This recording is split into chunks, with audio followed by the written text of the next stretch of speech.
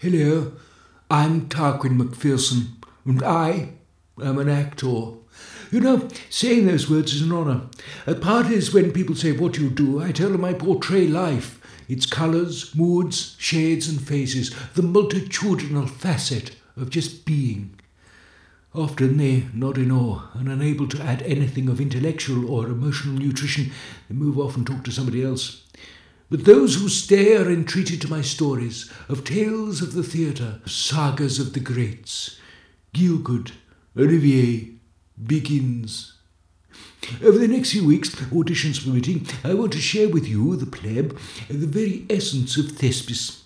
Be brave, for this is a roller coaster of emotion, a veritable cornucopia of the entire spectrum of existence.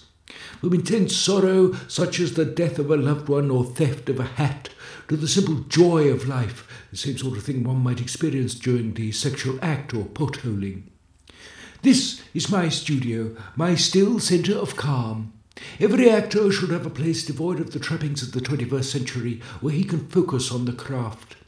This is my space, my hurricane's eye, my shed.